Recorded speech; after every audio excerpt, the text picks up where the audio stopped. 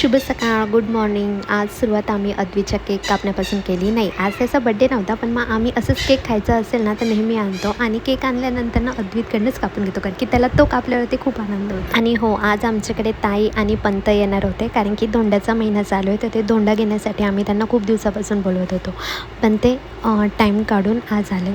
तर हे आई आबांचं त्यांना देणं चालू होतं, पण हेच हात देण्यामध्ये पण इतकी हसी मजाक चालू होती की एक गोष्ट द्यायची विसरून जायचे, पण तो उठून जायचे, पण त्यांना वाटलं की झालं बट नाही, मेन जी गोष्ट होती ती तर द्यायचीच राहिली होती. इतकी हसी मजाक चालू होती की पण त्यांना परत बसायला लावलं. त्यानंतर त्यांना आबांनी पण परत एकदा दिलं.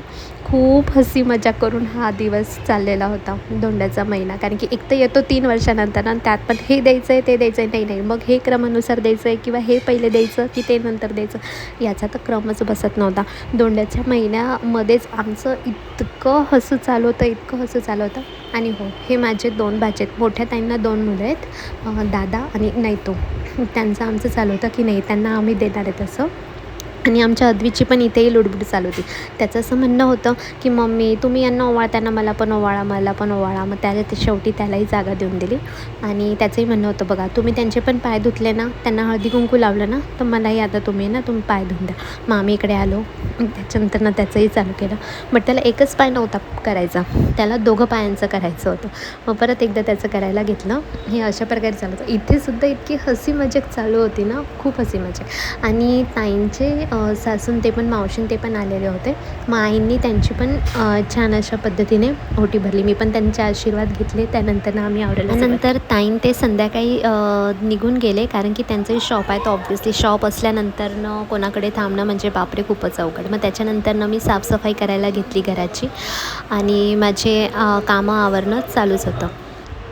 आणि भांडी घासताच माझ्या डोक्यात विचार चालू होता की संध्याकाळच्या जेवणाचं काय करायचं, कारण की सकाळी तर आंब्याचा रस, पुरी भाजी, वरण भात ह्या गोष्टी झालेल्या होत्या.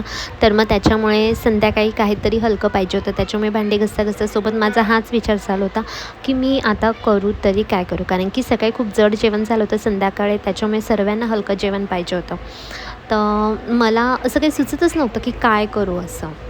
नंतर विचार केला की ठीक आहे, चला आता पहिले भांडे धुवून घेते, त्याच्यानंतर फ्रीजमध्ये बघते की कोणती भाजी आहे कोणती नाही आहे. म्हटलं मग त्यावरूनच ठरवूया की काय करायचं काय. त्यानंतर हॉलची साफसफाई करायला घेतली. आणि हो, फ्रीजमध्ये एक कोबी, फ्लॉवर ह्या गोष्टी पडलेल्या होत्या, पण मग हलकं खायचं होतं, त्याच्यामुळे म्हटलं की आज एक पदार्थ बनवूया. पुढे तुम्हाला तर कदाचित आयडिया येईलच की मी काय बनवते असं. त्याच्यानंतर छान अशी मस्त कोबी चिरून घेतली, पाण्याने स्वच्छ धुवून घेतली, मैद्याचं पीठ मस्त मळून ठेवून दिलं आणि त्यानंतर हे सर्व सामान मी मस्त चिरून ठेवून दिलं. त्याच्यानंतर छान अशा पद्धतीने मी त्याला गरमागरम अशी फोडणी दिली. आणि आयडिया तर आलाच असेल मी काय बनवणार होती. फायनली व्हेज मोमोज मी बनवले आणि हे खाऊन आम्ही छानपैकी असं झोपून गेलो. प्लीज सबस्क्राईब करा.